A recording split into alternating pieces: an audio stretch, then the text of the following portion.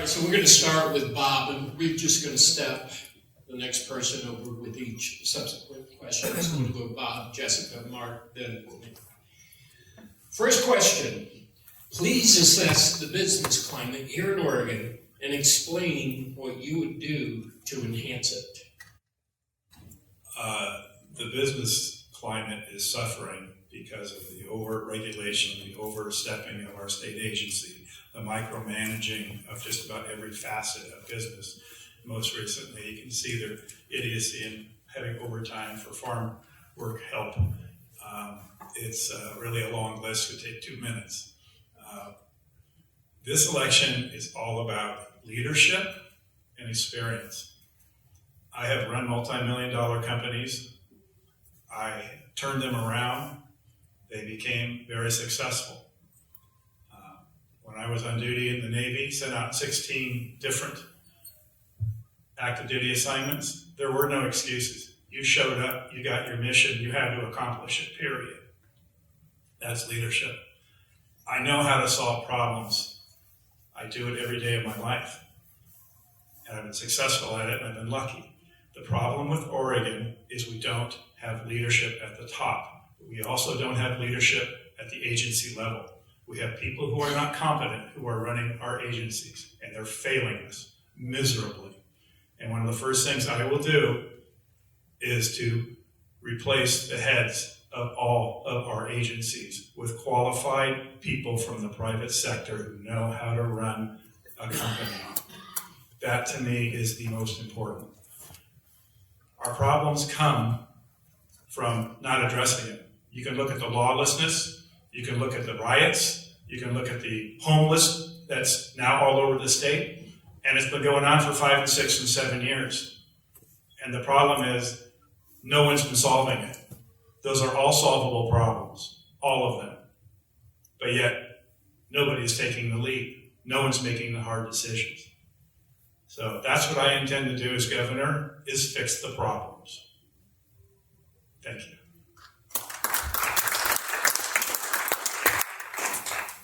Oh, so our business climate, it stinks.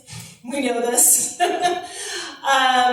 When my husband and I started our company about 18 years ago now, this is back in 2004, we had an incredible reception from the community in Medford, and would meet Saturday mornings with the plans examiner, the fire marshal, our economic development district, which is so ready down there, and it was a great experience, and people really wanted us here and did everything they could to help us be successful.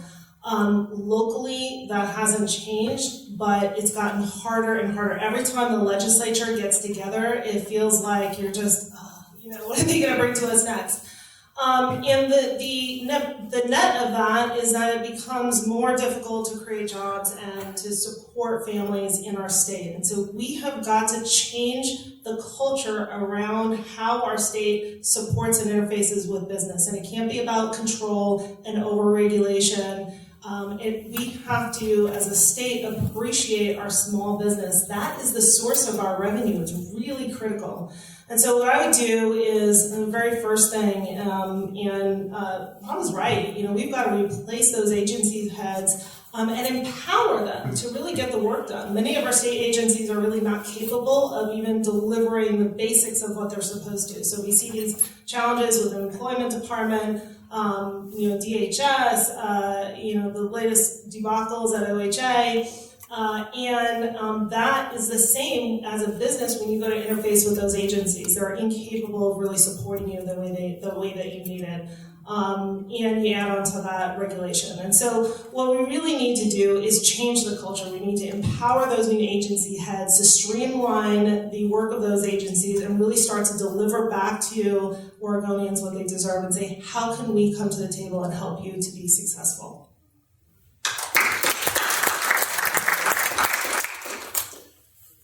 So the business climate that we have in Oregon is precisely the one our elected leaders have created, and they've done it on purpose. So we need to tell the truth. Governor Brown does not value small and medium-sized businesses. She has no love in her heart for that. If she did, she wouldn't have closed most of them during COVID, while letting those that fund giant Democrat campaigns like Home Depot and Nike, etc., stay open. And when you look at that, you have to call it what it is, favoritism. This is a government that rewards itself and rewards its friends and those that comply with it. And when you look at the fact that small business tends to represent a certain type of person, most small business owners have this one fatal flaw. I'm sure some of you probably in this room suffer from it.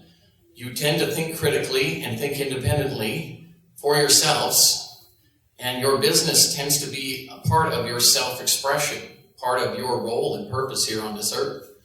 And then those employees that help you with your business, you tend to form relationships with them and want to do right by them. But unfortunately, you can't always do that because of regulations and taxes, and every time you start to get ahead, you get maligned by a government that actively seeks to keep you to keep you down, not let you thrive. When you elect a governor, you're electing a relationship. And I'm here to tell you exactly whose side I'm on. I was the only publicly declared conservative superintendent out of 197 school districts. So I was on the wrong side. But look at the results. When the rubber really met the road and real families needed help, I stood up as a leader and produced results in defiance of the government. That's why this is a key election, and that's why I'm running.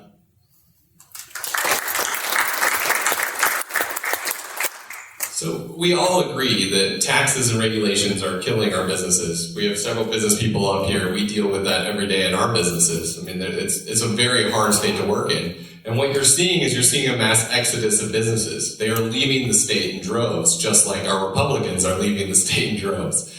It's not a good climate for anything to have any kind of growth. And then let's look at what's happening with, say, the new Intel plant, for instance. You know, they went and chose a place in Ohio, which I can tell you exactly why they went there, because my office is about 15 minutes away from where they're going. And, you know, they have lower cost of living, substantially lower wages.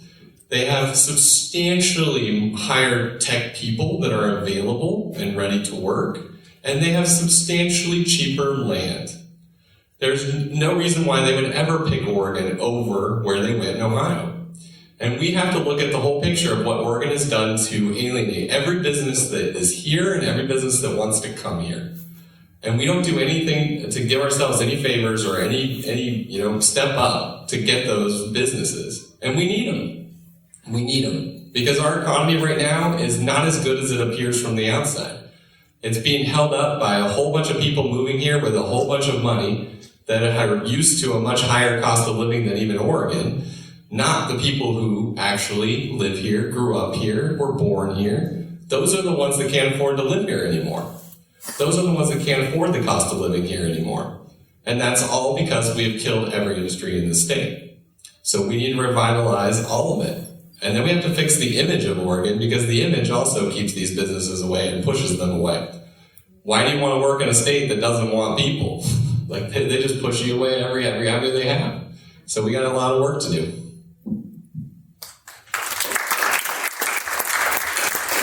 Thank you. Jessica, you're up first. And we're going to stay on the theme of business for a little bit. After all, it's the Chamber of Commerce that hosts this. It kind of makes sense. To you, Jessica, state taxes on the gross revenues of business, or the cap tax, has caused the closure of pharmacies all over the state. We've been hit especially hard here in Klamath. And you can go through the grocery stores here, name it, and you'll see any grocery store that's got a pharmacy within it, it's got long lines. So I'd like to hear your thoughts, each of you, and what your plans would be to address that. Yeah, thank you for that. I fought against this cap tax for a long time. It started with Measure 97, right, with this 2.5% gross receipts tax, and they tried to push it through with a ballot measure. Put some money towards that. That didn't work, and they came back and did it through the legislature in the form of this really a hidden tax. And so it's no surprise that we see, pharmacies struggling. I mean, you can't tax something like that, and it's compound every time there's a transaction that is added to the cost of those items. It's really problematic. First of all, the drugs, things, those types of things, groceries should be exempt from that kind of tax. Second of all, I would really like to see that rolled back, and I think there's a good potential for doing that if we get a balanced legislature, meaning if we can get more Republicans and more independent thinkers into the state and House and Senate.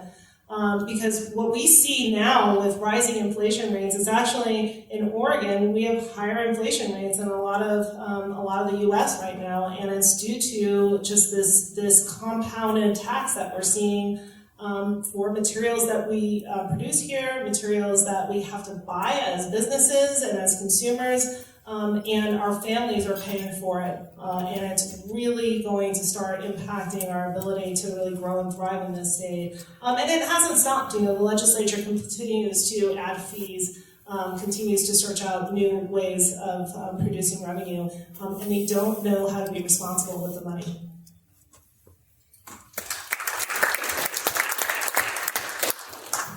So just to piggyback on what Jessica was saying, so there's a difference between a gross receipts tax and what this actual CAT tax actually is. A corporate activity tax is similar to a gross receipts, but with gross receipts, generally, when they're done right, they're levied once a year at the end of the business cycle once you tally up your entire year's worth of receipts. And usually with gross receipts, there's a variety of calculations that businesses can use so that if they had a bad year, they pay less tax. If they had a good year, they pay more. The corporate activity tax is very different. What it did is it said it was sold as a gross receipts tax. Once again, a half-truth based on a lie. Business people, business lobbyists were lied to. They were told that it was a gross receipts tax that wouldn't be regressive and wouldn't accumulate with every transaction. But that's not what they actually passed. So now every construction company, every builder, and every spot along the process of a project has to tack on this corporate activity tax. And a lot of construction companies put it right on their invoices. And it caused a big dust up with public projects because it immediately increased the cost of public projects by 15% on average. Much higher now with inflation. So this again is why we can't govern this way anymore. You have to tell people the truth. You have to represent things as they are, and you have to call the problem what it is. You'll see confusion even up here on this panel between gross receipts and CAT. Please don't be confused. This government knew exactly what it was doing. I spoke out against this tax. I was in Arnie Roblin's office saying, "What the heck are you guys doing?" And even legislators were lied to. So it needs to be completely repealed. And there is no other solution to it. It can't be fixed.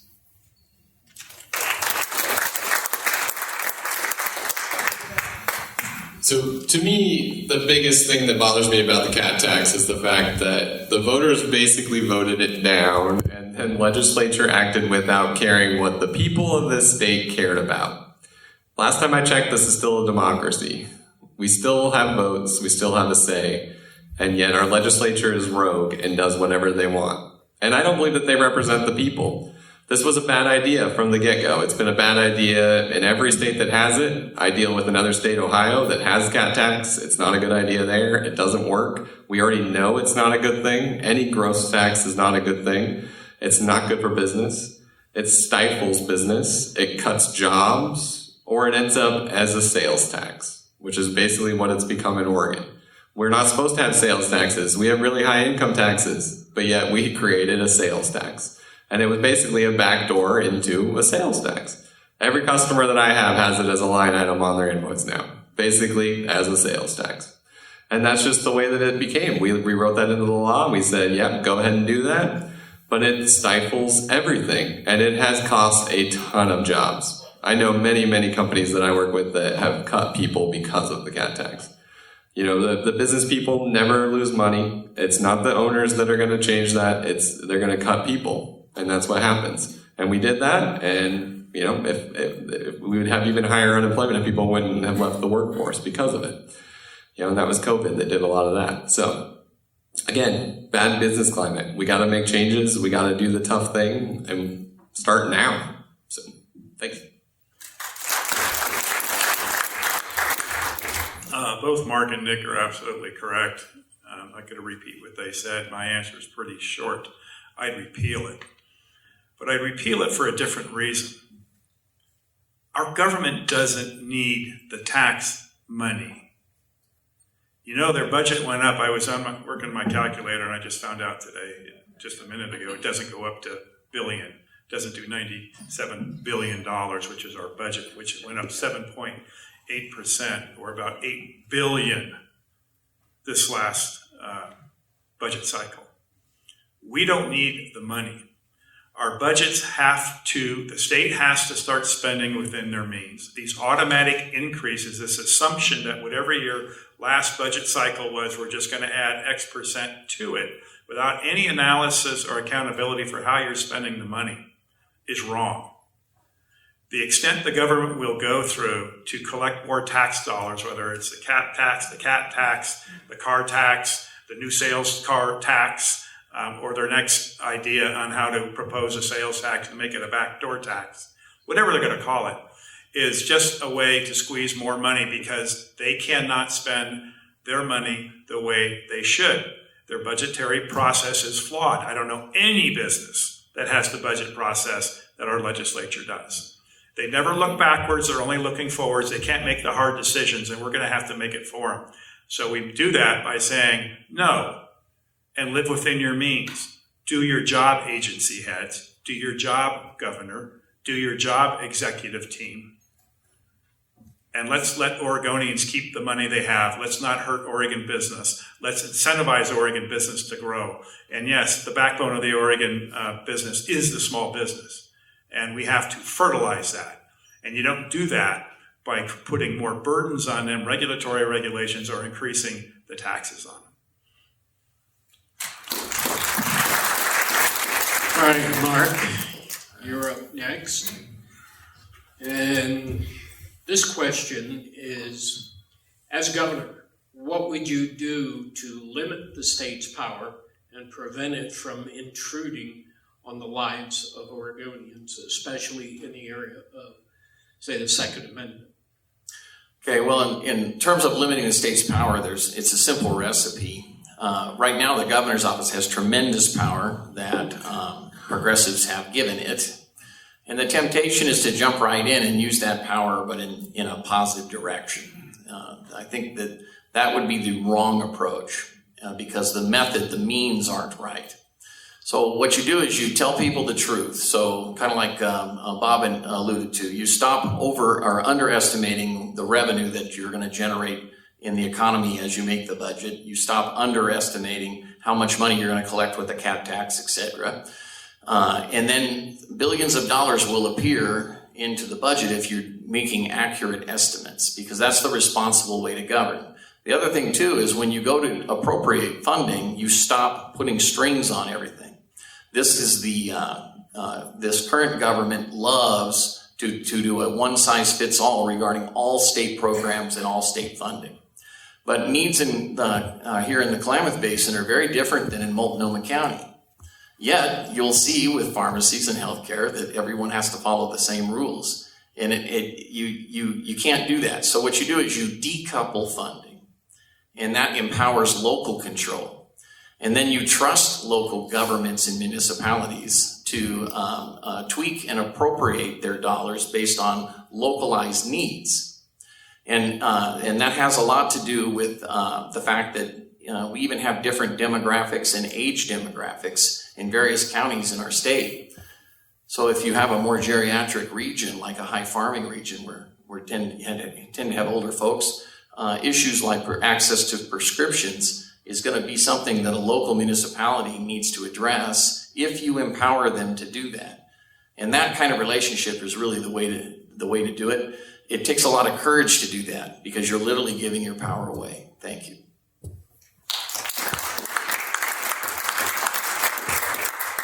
So to me, I think this is about creating a different way of looking at the job as far as creating transparency in the office to where there is a check and balance. Okay, so if we create this sphere of expectation that there is complete transparency in our government, you create checks and balances that will survive any term in office. The expectation of the people would be that everything is in public domain and they expect to see all of the information. And transparency builds trust with the administration. So my strategy to this is that I would release every bit of information that I have access to from the governor's office in public domain. Because I think it is important to realize that the governor's office works for the people, not the other way around. They are your employee. You hired them to do the job, and they need to start acting like it. And part of that is you being able to hold them accountable for what their job is and what their role is. And I think if we change strategies on that, and we have somebody who's willing to stand up and do that, even if it looks bad, even if it's something that costs them a re-election, whatever, because something just looks bad. It doesn't matter. It doesn't matter what the optics are. It matters what the right thing to do is for Oregon. And I think the right thing to do for Oregon is to change this cycle that we're in and do something completely different. And with that, I think we should have more transparency. We should have more oversight. We should have more public opinion being our guidance. We should have more conversations with people and change what the expectation is of the office of governor so that the public understands what their role is in that. And ultimately, we'll see a big change, and that'll limit the power of future governors as well. Thank you. Joe, do you have a pen I can borrow? I'm an attorney who forgot a pen. I know you, so give Okay, it back. now I need you to reread the question because Sure. I'm getting really confused, and I will write down the question from now on. But what was the question? Okay, so as governor, how will you limit the state's powers and its impact on our everyday lives, in particular with the Second Amendment? Okay. So, Second Amendment. I've been supported, I was a state legislator for 7 years, and I've been in 7 or 8, 9, 10 elections. I've always been supported by the NRA because I believe in the Second Amendment. When the state police came and inspected my house for different reasons, I was getting death threats when I was in the legislature, so they wanted to look at my house, and they mapped out the house and they looked inside of it, and they called me about 2 hours later and said, "My God, Mr. Tiernan, what are you doing with all those guns?" I said, "Guns are your friends." I have them everywhere. Second Amendment. The second part of that question was? How are you going to limit the state's powers? The governor has a lot of powers. The governor has executive powers, and they have executive authority. And they have emergency powers. Now, the emergency powers are the ones you have to look out for because they can declare anything an emergency and get away with it. So could the health authority. So, as governor, I would never extend take advantage of the powers that I have to override the rights of the people. At the same time, I would look forward to repealing a lot of the executive orders that Governor Brown has set forth and taking the rudder, as we say in the Navy, and putting it back in the right direction.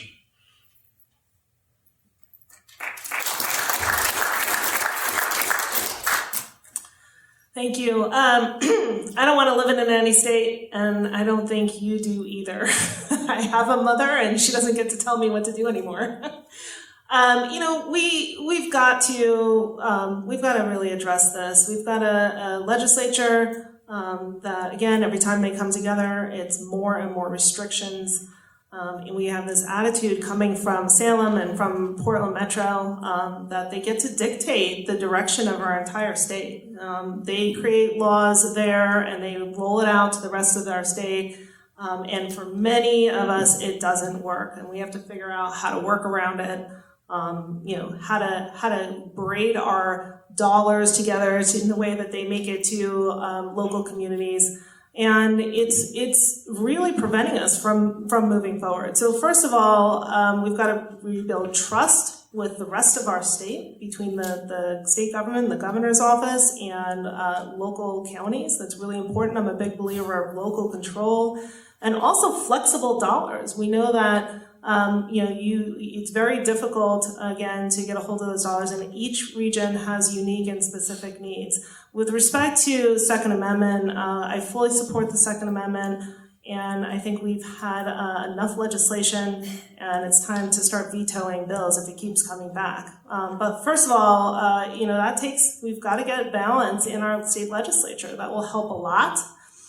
Executive powers of the governor were overused this time, and I think we see that because we've had single party control for too long, and that's why bringing balance to our state is so important.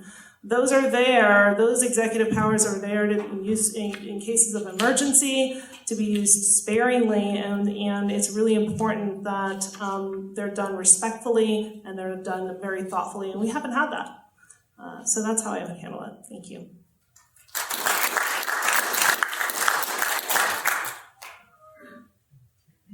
Okay, so this next question is from a local celebrity. Local celebrity. All right, it starts off with a statement: good government is local government. As governor, will you work with county and local municipalities, and how will you structure that coordination to make sure that local government does have a say? I'm first, right? No, Mark first. Right? I was first last time, so Nick, you're right. Awesome. So local power is the most important thing because your local counties know you best. You know, it's true. I'm from Portland, so I don't know your needs as well as somebody who was from this area. I never would. But that's why you have counties. Counties are supposed to have independent power to regulate what's right for your community that's local there. So getting them there is the most important thing. And the way that I see that in my eyes is being a part of those communities as governor. Okay, so as governor, I want to be all around the state just like I am right now campaigning.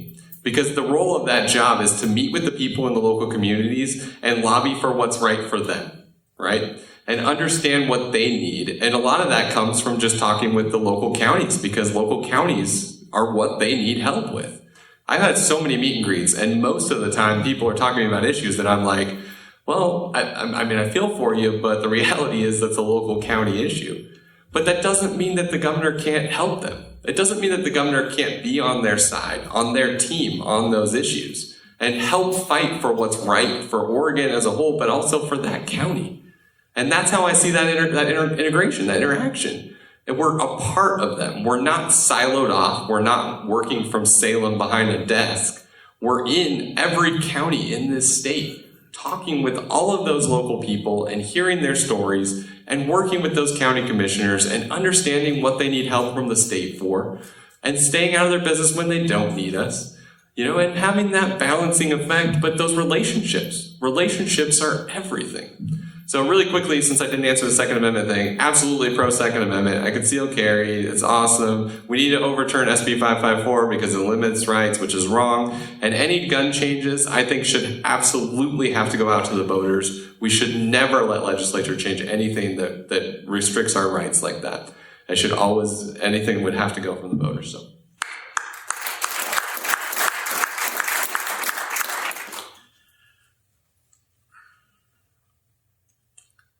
The sun does not set or rise in Salem, nor Portland, although a lot of people seem to think it does. I had a home in Fossil, Oregon for 25 years. Now, Fossil, Oregon is the poorest city in the poorest county. It's a fantastic place. Had a home with the rest of my family in Sun River for the last 40 years. I think I've been in every major town in Oregon. And I call anything more than 300 people a major town. The best way to solve problems is to decentralize it. In other words, push the authority down to the local authority who knows, as was stated earlier today, the nuances of how problems hit. COVID's a great example.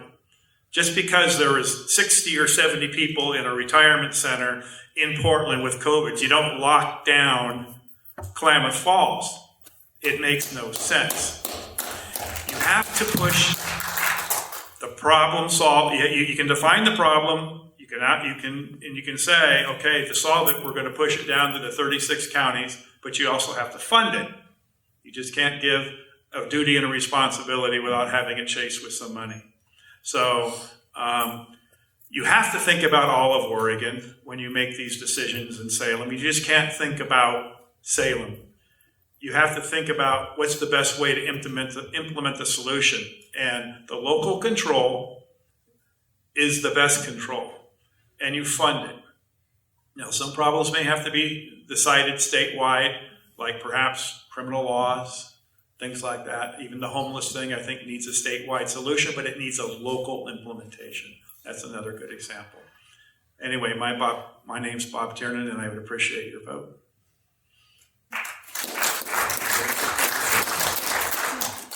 Yeah, I think I answered a lot of this question actually as part of the previous question. But again, local solutions come from our communities. As governor, I can't solve your problems for you.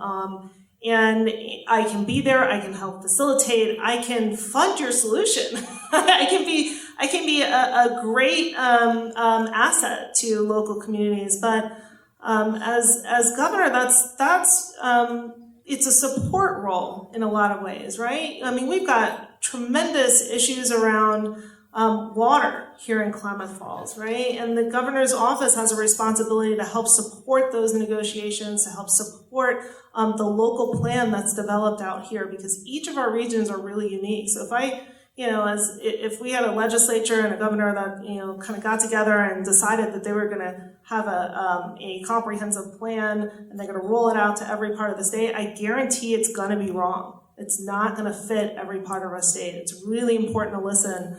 I spend hours and hours on calls with the Chamber of Commerce begging the governor's office to please be flexible with the COVID rules. Please be flexible about what kinds of businesses get to stay open, about where mask mandates get to,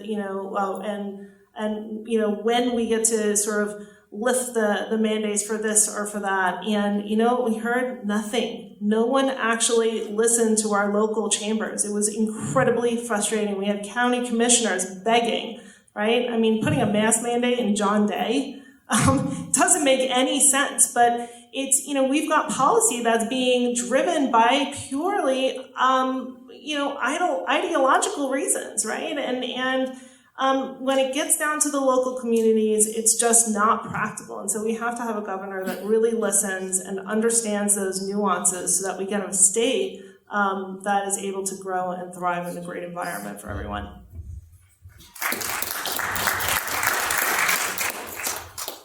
All right. It goes back to the decoupling thing that I spoke of in the last question. When a governor starts at the top and says, we are going to decouple funding, and what that means is we are going to empower local governments to define what their needs are.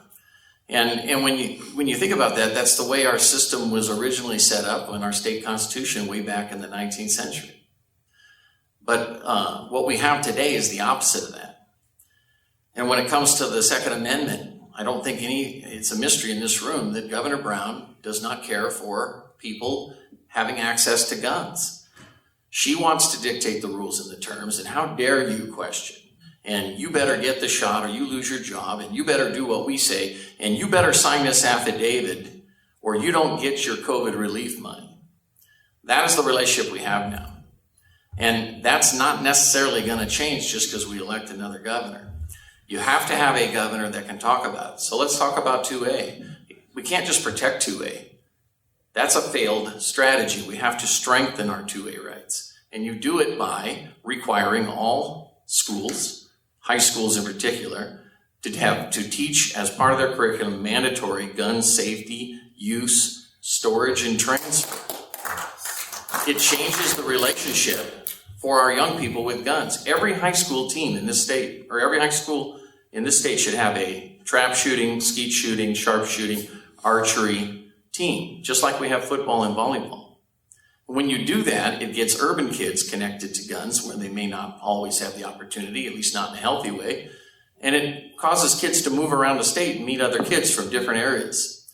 And now what we do is we create a common experience and we de-emphasize the fear about guns and we emphasize the need for responsible gun use. Yes. That is how local government ought to work, and that's the kind of rules we should be setting at the top of the government. Thank you.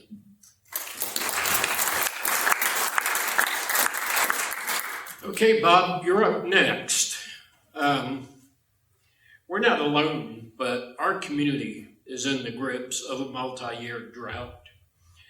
Our basin plays a critical role in food production for our nation and some parts of the world.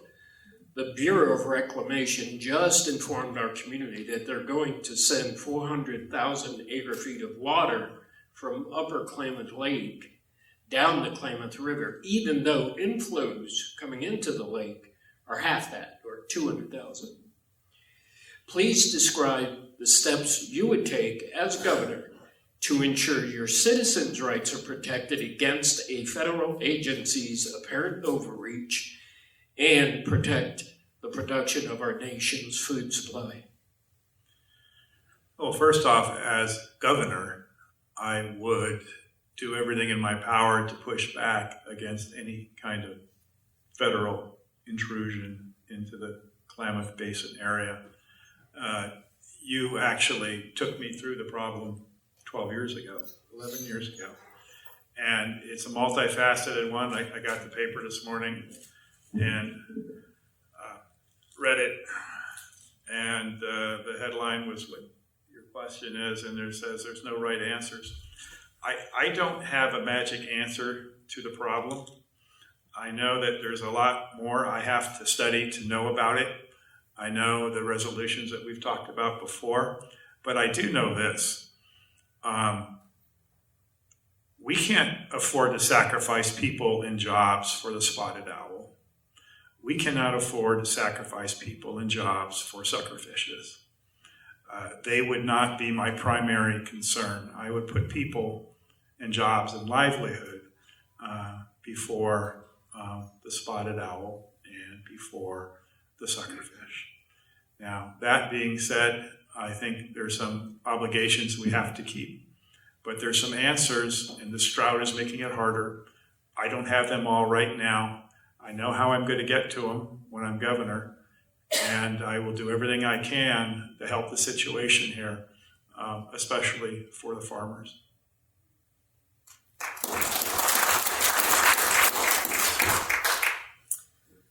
Well, Bob, you mentioned the magic wand. I wish I had one. When it comes to this drought situation, we've had a longer than usual drought. It's drained many wells, depleted our water tables. Finally, there's a trickle of water coming, and it's not enough. And it's going to be barely adequate to kind of, do just not even a minimum. We have people, ranchers and farmers raising cattle, they need grass, and payments from the federal government are not going to get it done. So we've got to figure out how to work through this. I think, in the past, these types of issues have resorted to violence. That's absolutely not the way to go. And as governor, what I would be looking is really long-term. How do we make sure that we're building more resilience into our state when it comes to water, right? We know that, we were getting less precipitation. We're able to keep less snowpack in certain areas due to fires kind of wiping out some of our forest lands. In certain areas of Oregon, we have a lot of timber overgrowth. In fact, healthy acre of timber is supposed to have 250 trees-ish. In some cases, we have close to 1,000 trees on that acre, and it's really impacting our ecosystem. And so we've got to bring balance to that. We've got to implement and help our communities implement water-saving technology. So you're getting the same result with less water. And I think long term is really the only way that we're going to be able to continue moving forward. And we got to focus on that resilience piece. And so I'd be looking to local communities to help develop those solutions and really support and fund them adequately. Thank you.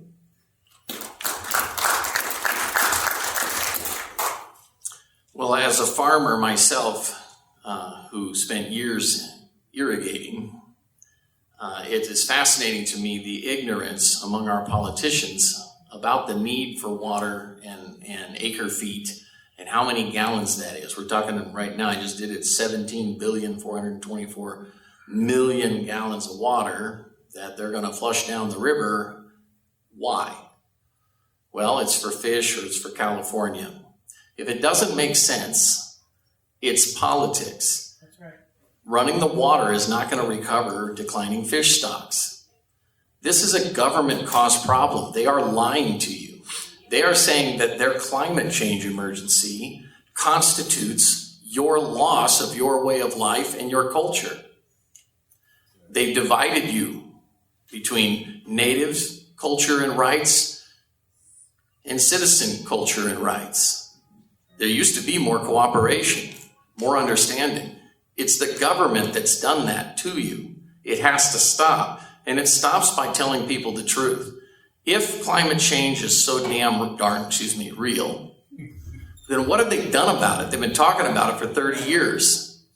They haven't done anything because it's not real in the way that they're trying to make you believe it is. Look at the science. We have had late spring droughts, not winter drought. We should be storing water up high because I don't know if you guys know this, but water flows downhill.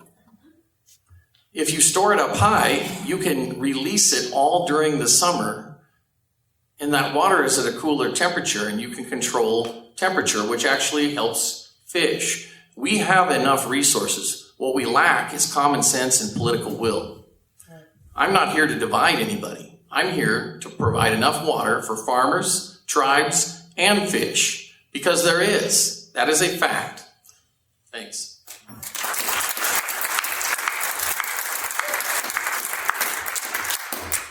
So I think there's two sides to this coin. There's the one side where it's the negotiations. This has been a problem for over 100 years. They've been talking about this forever. That's the same article, all of this information back and forth. It's just this circle of people making deals and failing on the deals and nothing getting done, right? And that's because we have too many lobbyists involved, to be honest. The lobbyists are who people are listening to, not the actual people who are affected by the drought. We don't listen to them. We ignore them. And that's wrong. And I think the other side of this is that we can leverage technology to solve this problem.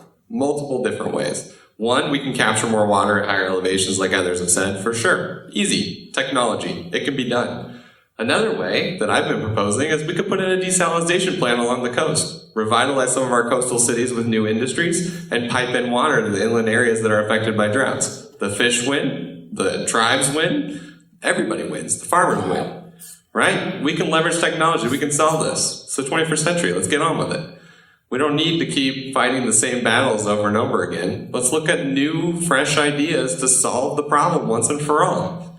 Instead of reinventing the wheel here, let's just do something new. We can do it.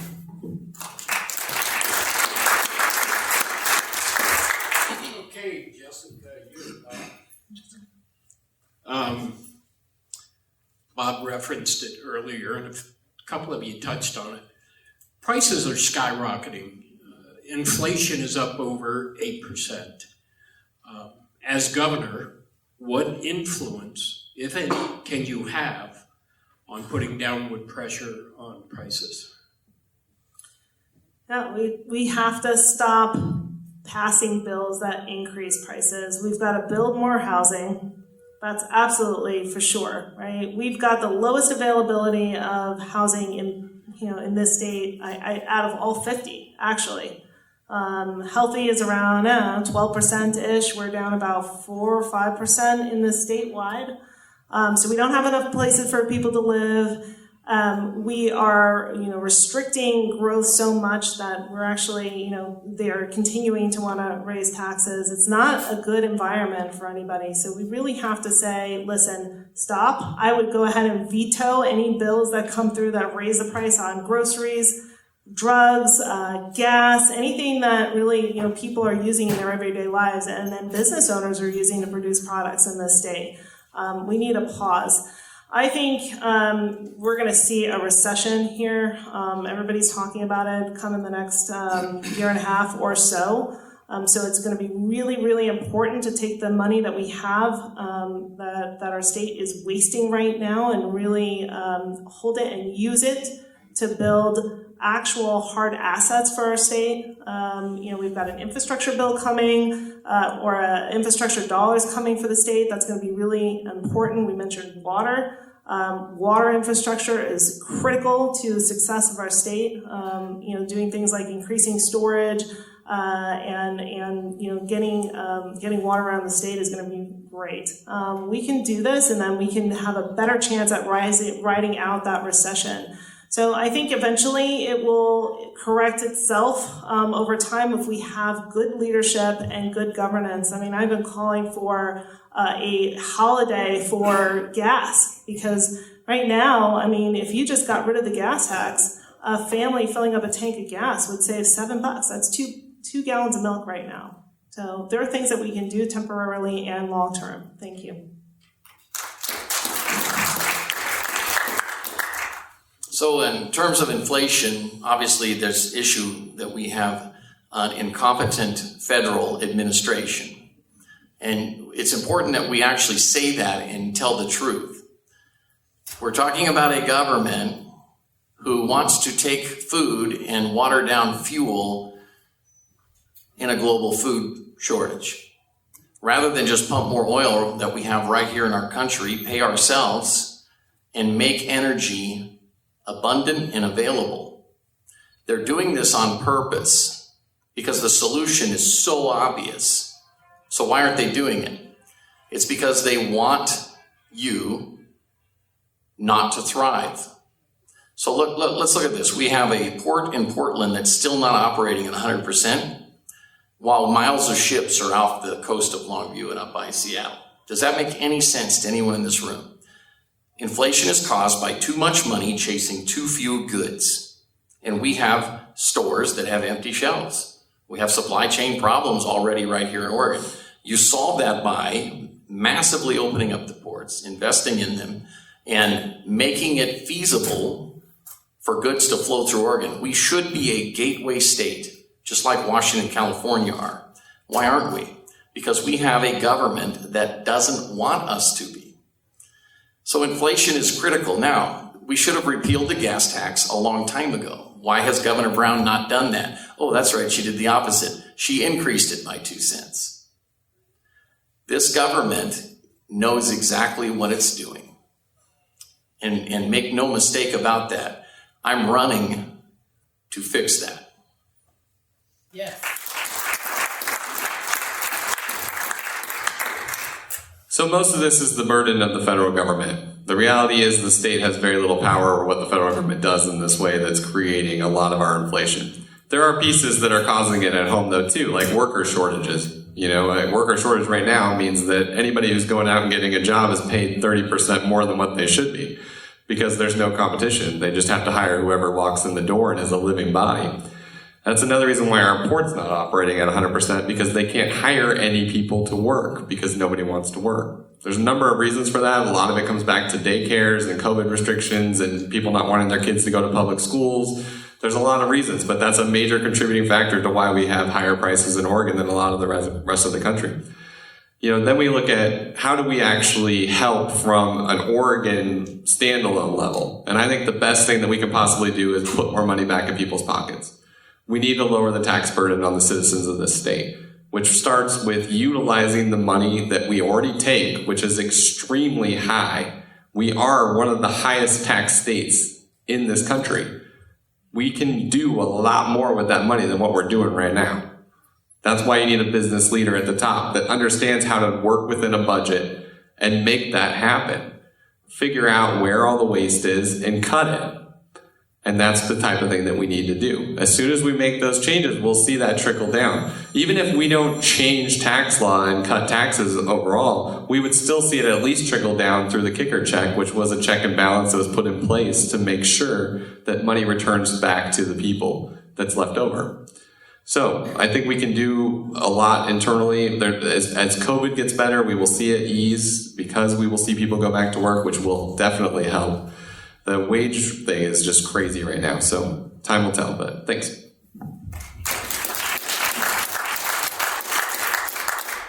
I think you really pretty much nailed it. There's very little the state government can do to address inflation. It's caused by the feds. And when you have an administration that's kind of out of control, there's not a lot you can do. What you can do, because there's always something you can do, is you can keep the cost of living down in Oregon. And we can say that's taxes, when the gas tax went up 2 cents, sure, hold that into abeyance, repeal it, suspend it. You can do little things that are going to add up to a lot, but a hidden one is the regulations that are on the books now and have just been passed again that's driving up our costs that have to be passed on to our fellow Oregonians in order to recoup our monies.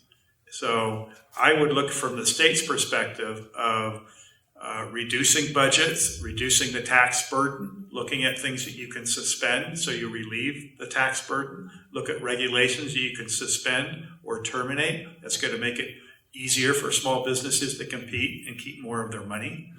And that's what we can do.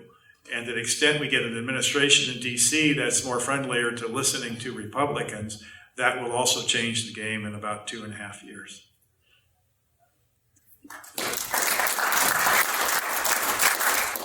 Mark, you're up. All right. So bear with me. The breakdown in voter demographics in Oregon simply does not favor Republicans in a general election. As of this past March, there are approximately 1,023,000 registered non-affiliated voters, 1,020,000 registered Democrats, and 724,000 registered Republicans. How do you plan to attract enough non-affiliated and Democrat voters to win in the general election? What's your campaign strategy to overcome that deficit? Well, that's easy. I'm the parent candidate. So I stood up for parents, not Democrat parents or Republican parents, but the rights of parents. And it's parents, by the way, and grandparents. Did you guys know that you're the largest voting bloc in Oregon? You don't even have to register. I bet you didn't know that. It's really critical that parents understand that. Everyone loves their kids. And so when you look at the demographic of my own campaign, I have, 100 and some odd people, and almost half of them are recovering Democrats. So my message is a message that appeals across the aisle. The only reason we're suppressed as Republicans, because we've gone up like almost 5%, is because the DMV doesn't like Republicans. Go check your registration if you haven't. I can't tell you how many people have listened to me say that, and then they've gone and checked it, and they reach back to the campaign and say, I was registered as a Democrat. Okay, we have a government that plays games with we the people. And they know that if you're not registered as a Democrat or Republican and they switch you to NAV, you don't get a vote on certain property tax initiatives, which helps them favor outcomes. I cannot tell you how cunning these progressive people are. But because I spent a decade listening to them after they drank too much, talk and brag about how they control everything and how dumb we the people are, that's a motivation to stand up and oppose the government when it starts to overreach. Keep your school open. Put the rights of parents and families ahead of the government. Now, I did that and I won. I still haven't been canceled. I've been investigated. It's my badge of honor. Anybody else been investigated? It's a lot of fun. I'm the one candidate up here who loves being deposed. Right, Bob? I know you're an attorney. Okay? It's my favorite. And here's the deal. Oh, I'm sorry. I'm done. We're going to switch up. Nick, you're on.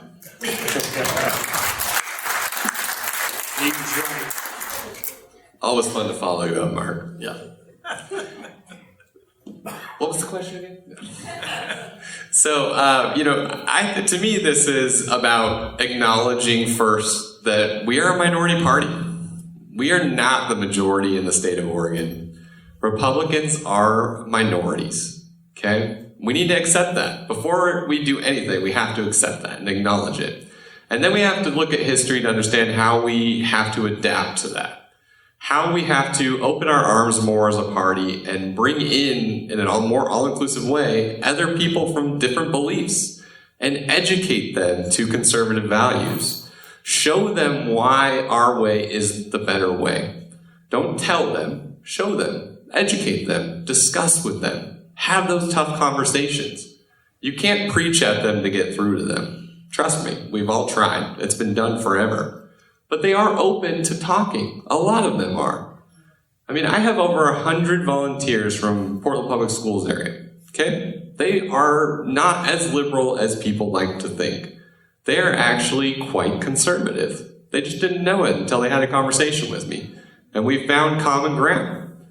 That's what needs to happen. We need a candidate that's willing to do that. We need a candidate that's willing to actually open their arms and listen to their side of the story. Not just say, you're wrong and I'm not going to listen to you. Because that gets us nowhere. That gets us lost. That does the same cycle that we've always done. If we're going to win this, we need a candidate that's from Portland, that understands the largest voting bloc, but is also willing to represent the whole state. Not just Portland, obviously, but wants to be a part of every community in this state. And that's what I feel like I bring to this, which makes me very electable to that large group of people from the Portland metro area.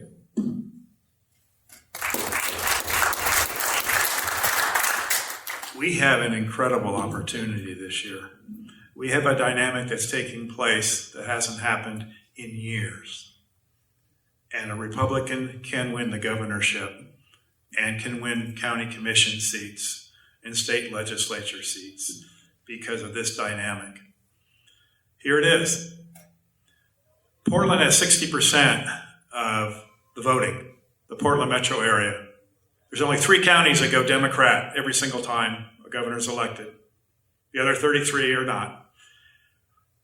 In Portland, 60% Democrats, and predominantly Democrat in Clackamas now and in Washington County. What's happening now is the lawlessness and the riots and the homeless and the garbage and the unsanitary conditions. Portland is looking like a third world country, and Portlanders are sick of it. They're sick of it. Their homes, their neighborhoods are be turning into dumps. The homeless are everywhere. The drugs are everywhere. It's a crap show. It's going on. And what's happening is they're fed up with it. The question is, who is going to run for governor that's going to solve the problem? I think Portland would vote for Darth Vader this time if they'd clean it up. Now, I'm serious. They're fed up. In my career in the legislature, in my career in business, and career of everything I've done, I get results. In the legislature, I was chairman of the Crime and Corrections Committee, and we made Oregon a safer place. And when they killed one of our favorite bills, became ballot measure 11, I was the chief sponsor of it. We can make Oregon safe. In Portland, it won't make a difference if Republican, Democrat, or Independent. They're going to vote for the person who's going to get the job done, who's got the leadership and the past experience that will do the job. I've done it before, and I'll do it again.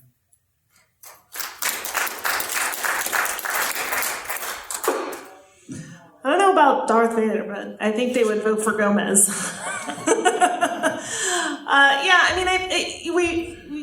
You've made very, very good points all the way across the board. I think, Republicans need to be more open. When someone wants to join our party, you know what happens to a lot of people? They say, oh, you're just a rhino. When did you switch parties? Oh, just recently? And what we really should be saying is welcome. We're so glad that you finally have seen the light, right? and welcome them in and let them join us really in this fight for balance for our state. It's really, really important, and we need to be more accepting, and I totally agree with Nick about that. Yeah, we've got a dynamic right now where we will, I think, elect a much more conservative leader in our state, a Republican governor, and there are blue states that have benefited greatly from a Republican governor, and we will too once that happens. But in order to do that, I mean, our leaders need to focus on the things that really make a difference in the state. Safety is a really big deal. Getting the unsheltered homeless off the streets is really, really important. Making Oregon livable again. You know, working on those affordability issues that people are struggling with.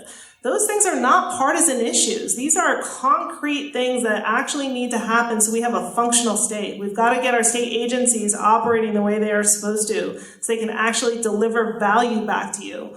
So is someone going on a website to help pay their child support isn't, presented with a message that says, oh, sorry, this website is not functional. We'll communicate with you through U.S. Postal Services. No. We should have a functional government, and it's time that we do. And a conservative governor will do that. A Republican governor will bring that to our state.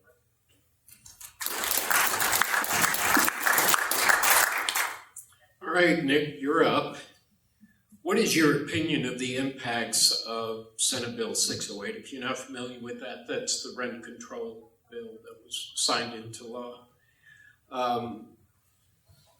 How would you improve the rental marketplace? And since we're on the rental marketplace, go ahead and touch on the housing shortage in general, if all of you would do that. So the housing shortage and the rent control bill. So I'll be honest, the rent control bill, I actually hadn't read that one, so I'm not entirely sure what the full thing of that is. But let me talk a little bit about the housing shortage. The housing shortage is created by local jurisdictions not allowing people to build. They have overburdened builders for a long, long time. One of my main verticals that I work with is the construction industry, so I see this firsthand from my clients. It is very hard to build in any of our major cities, the suburbs around them, and a lot of that, the hard part, actually comes from the local communities not wanting their towns to grow up. They really just want it to stay the way that it is, and it ends up creating all of this chaos that then means there's no inventory. And we have a major supply and demand problem. When there's no inventory, you have no houses that you can sell, and the prices are extremely high. And with interest going up even higher, they're getting even less inventory on the market because nobody can replace their house. And then you have people who live here that sell their houses to people outside the state because they can't afford to stay here anymore. And then when they try to replace it, they can't afford to stay here even more. So they end up having to leave the state, and we end up with more Californians and Arizonians and everywhere else that want to come here, Seattleans, that come here and take over our state. And that's really sad. But that could be solved by getting these local communities to adapt to reality that they need to grow up. They need to allow regulations that let them expand. They need to change their rules on what they're allowed to build and build higher, more dense cities, and especially in like rural retail areas. There should be a lot more mixed use developments and things. And by doing that, you would see a substantial increase in inventory, which would then lower a lot of the prices and allow people to stay in this state instead of having to leave when they sell. So I think there's a lot of pieces, but it ends up being a largely local county issue that just really needs to have a lot of conversations with the local people.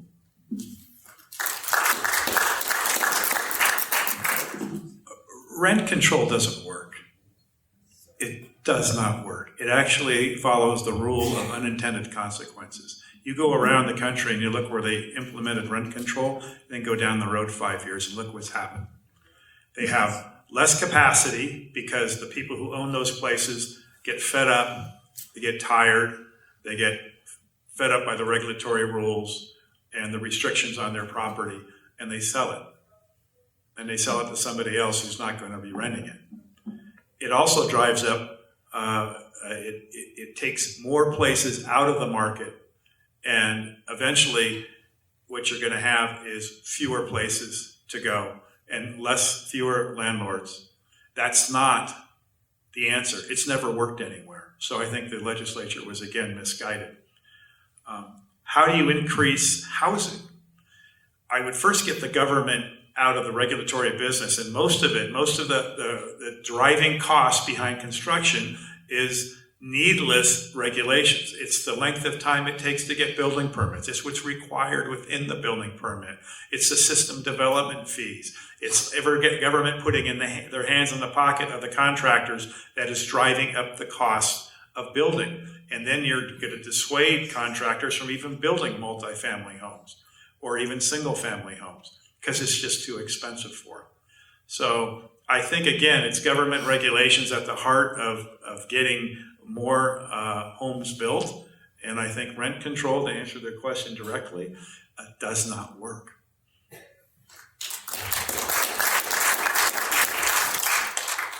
Yeah, I agree. Rent control does not work. In fact, if you're someone who has a rental, probably what you're going to do is you're going to put a little money in, you're going to remodel it, you're going to charge the maximum amount that you can because you may not ever be able to charge that again. You get somebody in there because it's high risk to rent now, right? Because not only do we have rent control, but it's very, very difficult to actually evict someone, even if they're destroying your property. There's an entire process, and they can destroy your home before they actually move out. So we have put our landlords in a situation where making an investment in a home and providing someone with a reasonable and affordable rental is actually not in their best interest at all.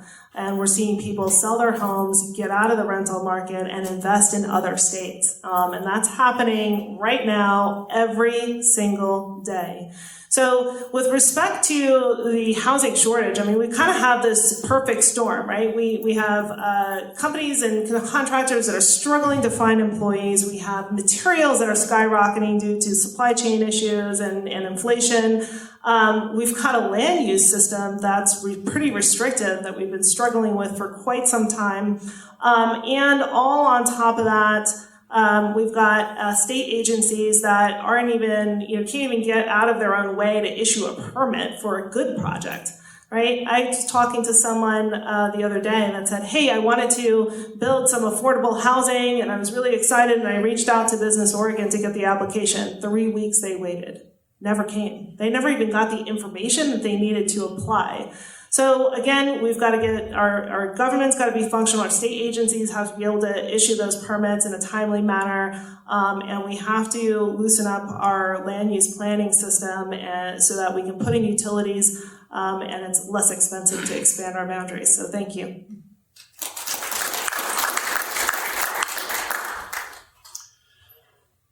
Well, these are good answers, but let's be real. The common denominator in everything that was just said is the government. We have to assign responsibility, and our government needs to take accountability for the fact that it's meant very well. I remember opposing rent control and talking to progressive, mindless legislators, and because they asked me to advise them, and they said, well, Mr. Thielman, what do you think of this awesome bill? I said, if you make it hard for small mom and pop renters to evict someone who's tearing up the rental house in defiance of their rental agreement, and then you force them to pay $2,500 to cover that person's moving costs, and then they have to reclaim the house after moving that person to some other house, assuming there is one, and then they have to pay for all the repairs, while not being able to adjust rent based on market, and while you tax them and capital gains them, etc. It's called regulating people to death. Well, but Mr. Thielman, they're exploiting people. No, your policies suck. Can we just say that? They always want to blame the wrong thing, and they never look in the mirror. When has this government taken responsibility for its really bad policies and decisions? It is incumbent that we elect a leader who isn't of the government, but knows the government. There's only one side that I'm on, and that is the side of you and we, the people. I am not wealthy. I don't have means. I have 9 children. So in that regard, I am wealthy. And I adopted 3 of them out of the foster care system, another nightmare of our government. So we're going to get government out of the way. We're going to deregulate. We're going to get rid of rent control. And then we're going to tell people what the cost of an affordable house actually is. And then we're going to build them. That's the solution.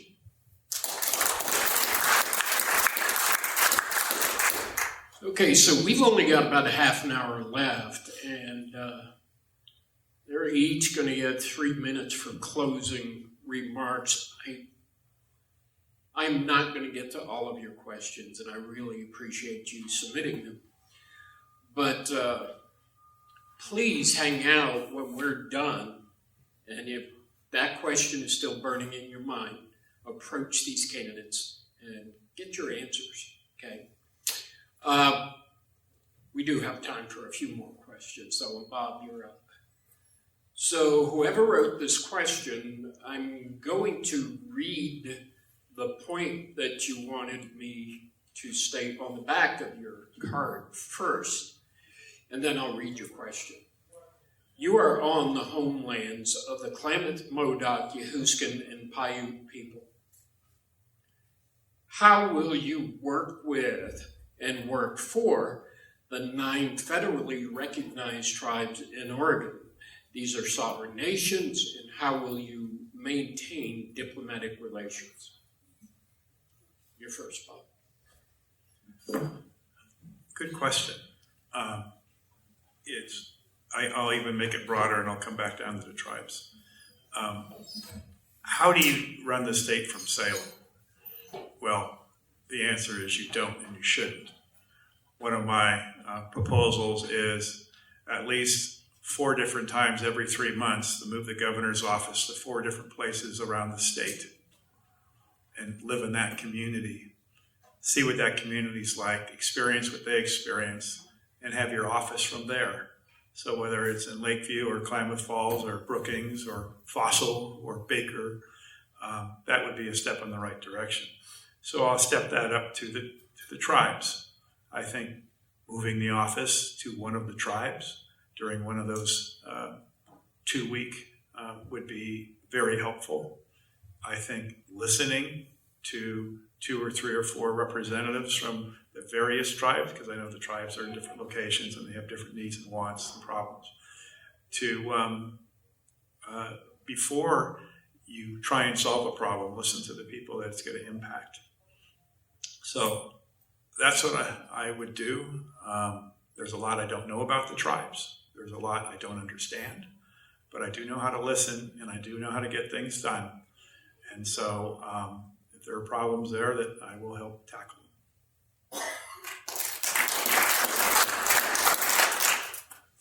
So I can tell you, I've met with tribal leaders, many of them, and they're really frustrated right now with the governor and the governor's office, mainly because they haven't been included in a lot of these really, really important discussions. In fact, the private forest accord was just, negotiated. There was a deal, and the tribes weren't invited to be part of that discussion, and it impacts them. They have generational knowledge of how to properly manage our forests. And again, no one reached out and brought them to the table. So as governor, I think that's going to be really, really important that we not only have Oregonians and the people sort of from our local regions, but we are sensitive to the tribal issues and that they are at the table as we sort of come together for these solutions. Because if they're not included, it's not a complete solution. And we see that in parts of our state right now where there's really growing frustration. There's an issue going on now in Grants Pass between the flying lark, and the machines, the gambling machines there, and how that conflicts with what the tribes are allowed to use. So we've got to do a better job at being more inclusive and making sure that we are hearing all perspectives. So and that's what I will do. Thank you. So for me, growing up, and I spent time back in college for quite some time, 6 weeks on the Yakima Indian Reservation, and I learned a lot about Native cultures. That I found out that Native Americans are human beings just like the rest of us. and they have complex infights, and they have their own independent localized governments, and they don't always get along. Some are more cultural than others, and some want an ATV and others don't. So you have to treat our tribes the same way you treat any local government. One, with recognition, and two, allowing them to define, as a collective people, as a local government, an entity, what's important to them. And our job as governors is to get behind them and empower them in that, in the same way that we would do for any county or any municipality. And the thing is, tribal folks have some opportunities as well. Because if you ever want to beat regulation, tribes get to set a lot of their own regulations.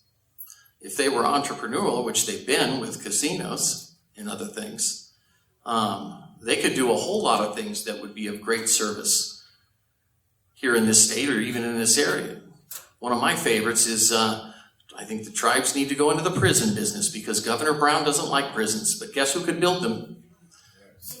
And if you ever want to score one back culturally, that's how you do it. We need our tribes, and we need to be talking to them more than every 4 years, like the Governor Brown does. She only cares about them every election cycle. That's it. And I'll echo what Jessica said. Our tribal people are extremely frustrated with this government. They want to be heard, just like we do. So amen to that. We're in it together.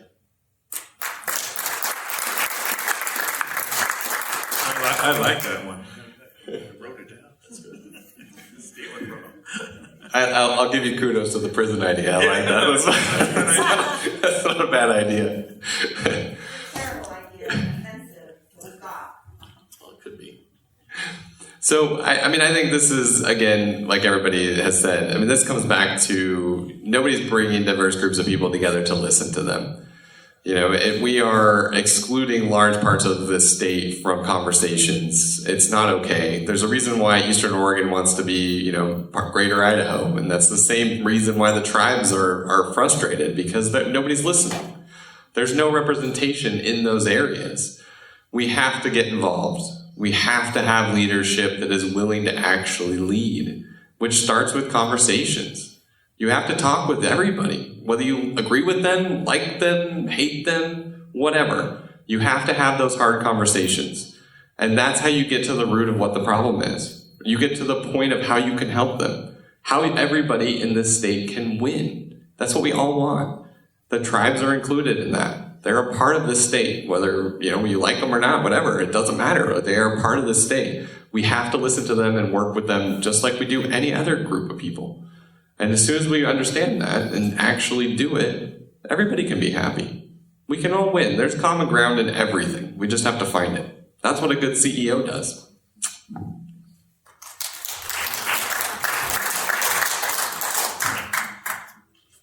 Okay, so,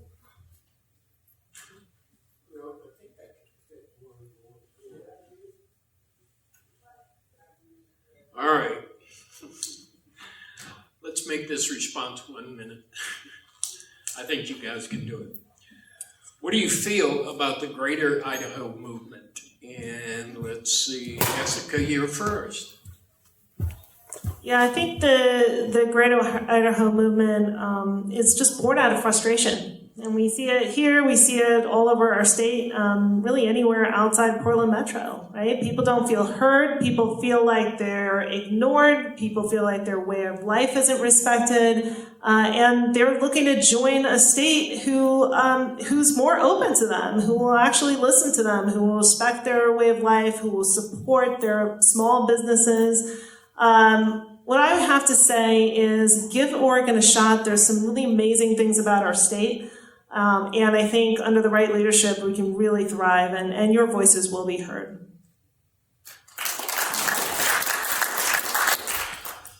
Well, personally, I love the Idaho movement, just like I like the state of Jefferson movement.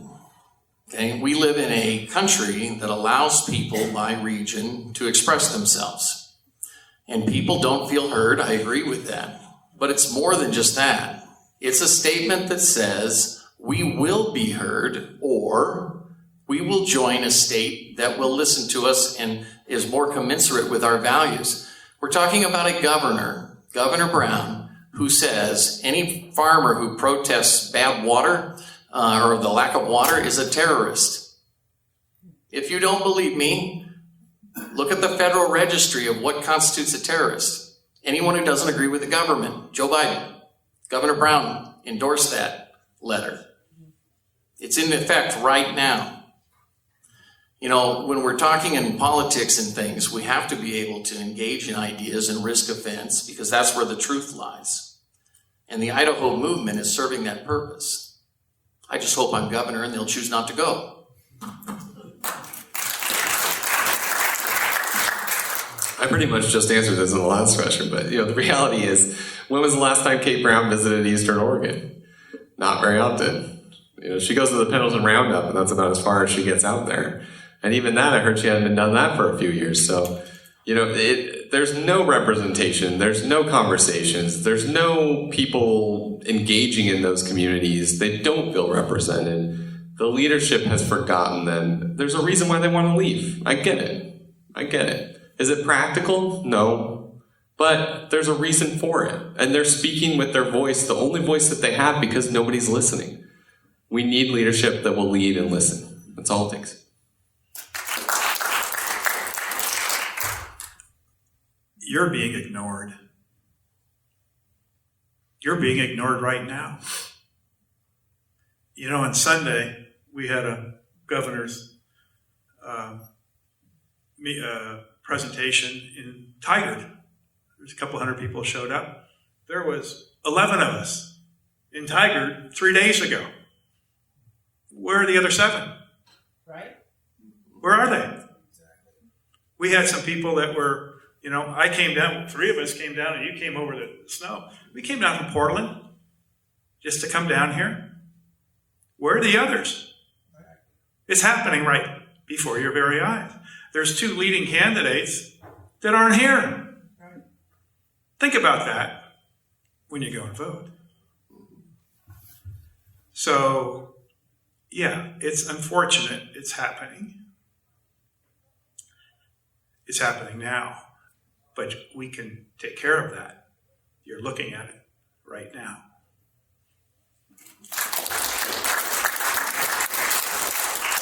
All right, at this point, it's time for closing statements. We're going to maintain the same rotation, which means that, and again, your closing statements are 3 minutes. So you're not going to be limited to 2 by the clock.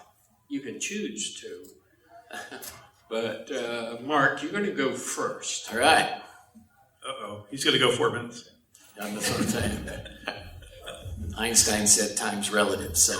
Yeah, I want to see your watch.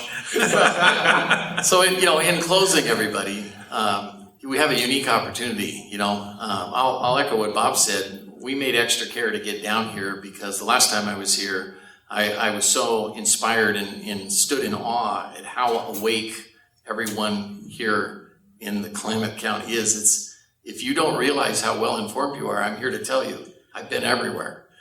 And there's a special grit here. Yeah, there is a grit here that is pure American. It's pure Oregon. And don't lose your grit. And one of the things for me is I just happen to be a candidate with an affinity for grit. Real leadership means that we stand up and we define terms. And we say, this is the solution. Here is what's right. Here's what makes sense. Here's what the Constitution says.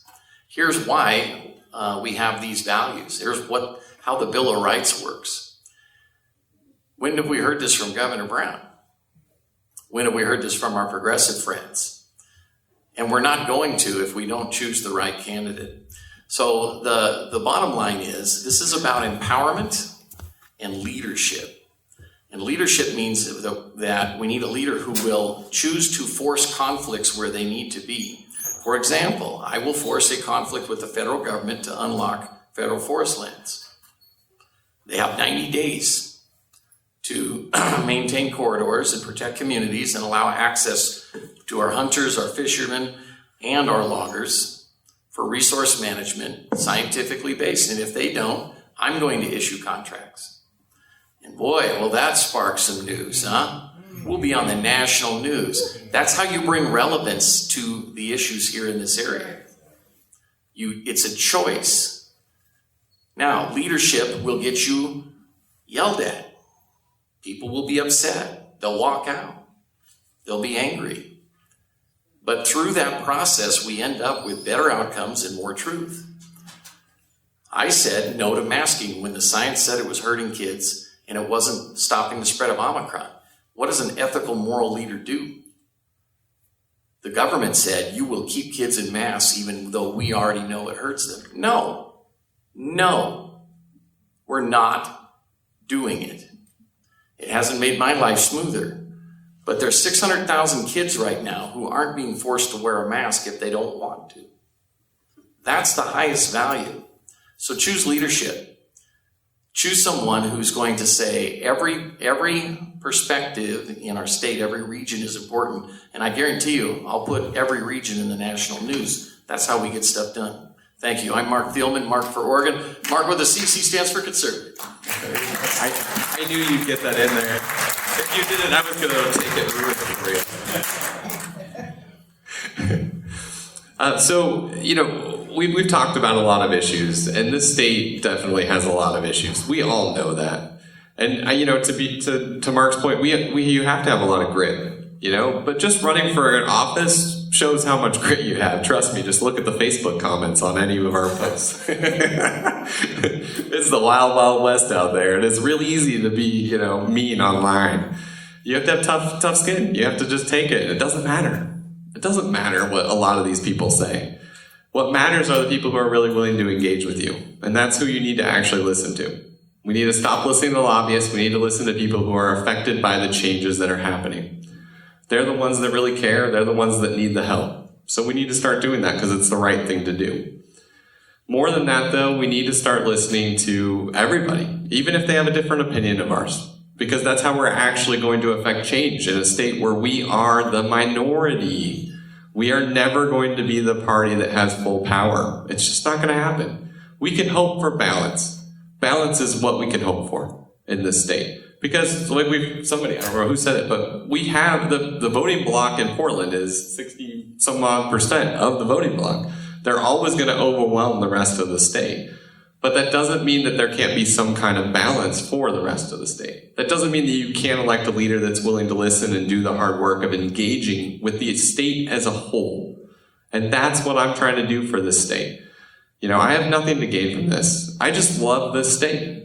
I grew up here. It's my home. And I'm tired of the way that it looks on the streets. I'm tired of the way that it looks in the media. I mean, if I have to see another post online about Portland and protests and garbage and homelessness and drugs and everything, it is so sad. We used to be the state when you would travel somewhere and people would be like, oh my God, I can't wait to come visit. And now we're the state that's like, I don't know if I want to tell them I'm from Oregon. That's sad. That is really, really sad. We have a really big image problem, and it really starts from poor leadership. We have to start looking at things differently. And it's not different in that we need to go and get all crazy the other direction. We don't need another dictator. We need realistic ideas that can get done in this state, which is going to take working with a Democratic legislature. We have to work with them to find common ground and implement solutions. And I think it's possible. I really do. And I think it's possible for a Republican to win, and we're going to do it come November. So thank you very much. Nick Hess, votehess.com. Thanks. We have an incredible opportunity this year because of the dynamics I was talked about earlier. And it's a slugfest to get there. You got to weather the primary, then you got to take on an incredibly liberal, far left, out of her mind Democrat, and a Democrat who became an independent because she wanted to be governor. The question is if we're fortunate enough to get that seat this time, and I think there is a pathway there, and it's not a narrow one, it could be a broad one, but it's based upon solving our state's problems. you have to look at electing a governor like hiring somebody who's a CEO of a major company or who has been out there and been there and done that, a slogan we've all heard. In my 28 years in the Navy, I told you I went in as a Soviet analyst. I came out as a targeting officer. I found targets for 9 years. That's leadership. In the legislature, I was chairman of several committees, and we made Oregon a safer place. And that's the number one issue right now in Oregon, is safe neighborhoods, safe communities, our crime laws that are not being enforced, not enough police being hired, prosecutors who won't prosecute. Our criminal justice system's breaking down, and we need somebody who knows how to fix it. I've done that. And when the legislature doesn't work, and we don't come to consensus because there's a lot of wackos there, far left, there are still answers. In Oregon, we have this thing called the initiative system. And yeah, I passed 4 initiatives. The Measure 11, Measure 17, you haven't heard of. Make prisoners work. Well, that was novel. Measure 8, pension reform. I had my house picketed for 3 weeks because of that. In business, I've turned around major companies, several. Grocery outlet, we've had a grocery outlet here forever. There's now 61 grocery outlets, and grocery outlet is now one of the most successful stores in the Western United States. So it's about solving problems. It's about knowing in leadership, being a leader, but having been a leader for a long time. So there's no on-the-job practice because it takes years to be a good leader. It's something you learn to do. You got to know how to solve problems, difficult problems. And whether it's in the military or the Navy or the legislature, you have to solve problems. And you can't make excuses. That's why my slogan is results, not excuses. Bob Tiernan, I appreciate your vote.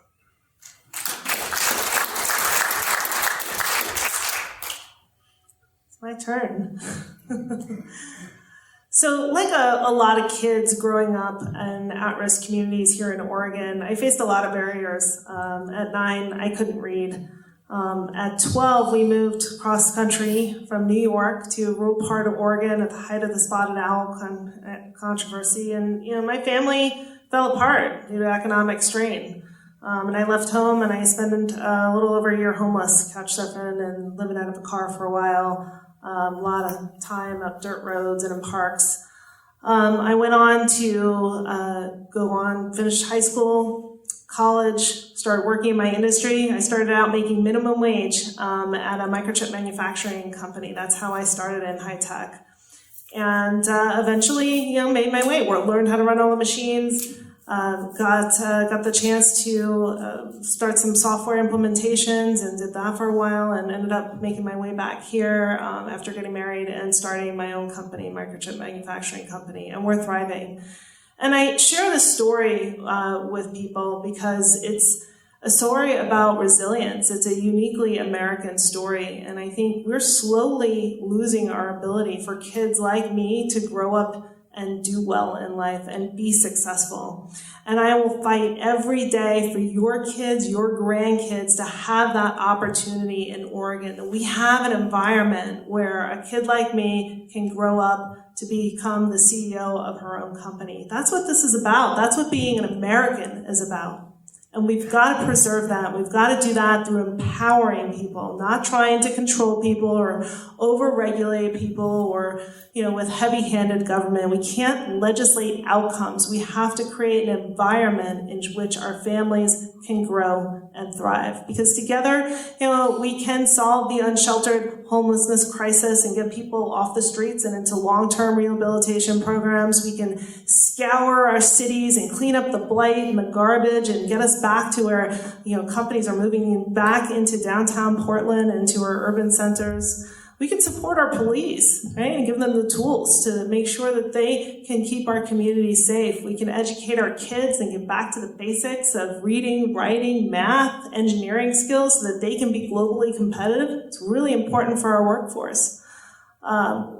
We have got a lot of work to do, especially in our business environment, and we're going to get it done. Oregon is a great state. We have talked about a lot of problems tonight, but I want you to know these things are fixable, right? It takes good leadership.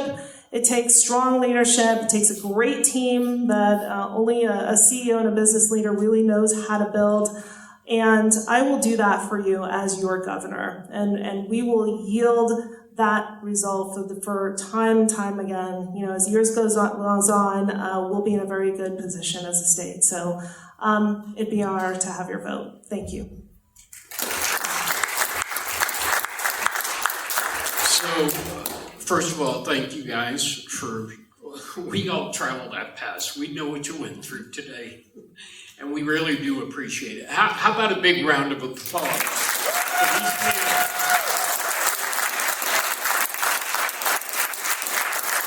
Many of us know a little something about campaigns locally, but not statewide. I wouldn't want to do what you guys are doing. So. But again, thank you. And give yourselves a round of applause. You've been great. The questions you turned in,